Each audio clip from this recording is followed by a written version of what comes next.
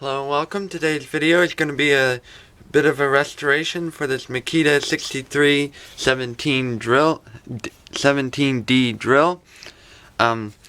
It's in pretty good condition, so I'm just going to be cleaning it up a bit. As you can see, it's a bit dirty up here, and I will check the brushes and put new grease and stuff like that in it. So this is going to be a time lapse, so I hope you enjoyed the video, and I will talk more about this drill and show how well it works at the end of the video. And it does work now.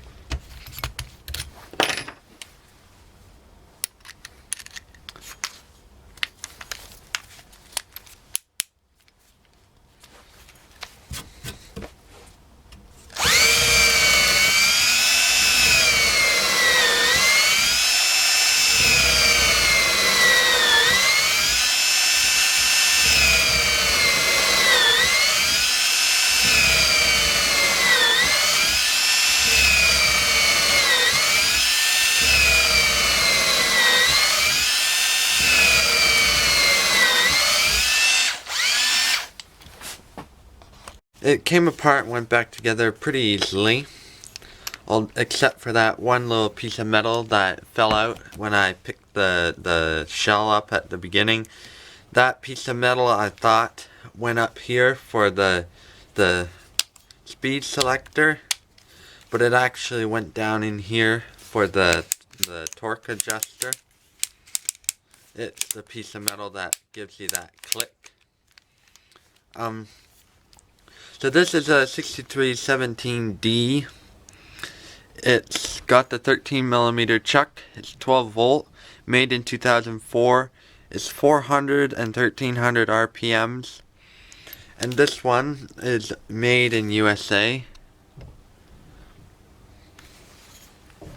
So it has a nice heavy duty chuck on it. I know it does have the plastic overmolding, but underneath it's a metal chuck. I didn't do anything to the chuck because I didn't really think there needed to be anything done to the chuck. The brushes are okay for now, but they do kind of look a little worn, and also one of them was cracked. Not all the way through, but it does have a pretty good crack in it, so I'm going to have to get some new brushes at some point. So something that I would recommend doing if you're going to take a drill like this apart is put it on whichever speed you want, but remember that it's on that speed so that when you go to put it back together it's still on that speed. And also turn the clutch to the first setting. Now when I put it back together, I mistakenly slipped the little stopper that stops you from going from 1 to 16 over, so that when it was on 16 it was actually no, I flipped it over by mistake so that you could only go 16, 17, 18, which 17 and 18 don't exist. So just make sure that your clutch is still in 1 when you put it back together by doing that. Now I did take the whole speed and clutch assembly apart, and I re-greased it. I cleaned all the old grease off just because I'm not sure if it's a good idea to be mixing grease. And then I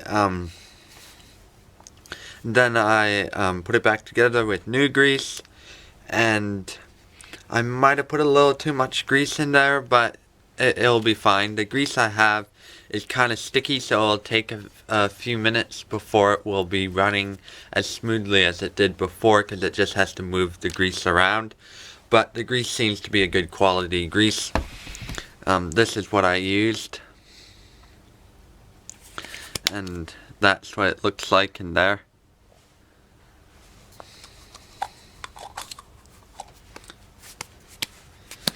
So really, I didn't need to do what I did to this drill. It was pretty clean inside, but I bought this drill secondhand, so I wanted to make sure that there weren't any problems inside, and also that it was clean. And it is 16, 17 years old, so it kind of is time to put new grease in it. But other than that, it's a nice little drill. Obviously, you can't buy these brand new anymore, but you can buy them used. And it is a lot bigger than some of your more modern drills. This is the Makita 6980FD.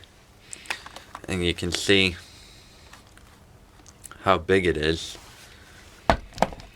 But one of the things that is really interesting about this drill, and I don't think they make them like this anymore, it has the 13mm chuck on a 12 volt. Most of the 12 volts, in fact probably almost all of them, if not all of them, have 10mm chucks these days. But yeah, it's a nice drill. It went together and came apart pretty easily. Obviously drills like this are harder to take apart and put back together than, say, an impact driver, although impact drivers do have their own parts that are hard to take apart and put back together, depending on how thorough you want to be. But thank you for watching, and I will see you next time.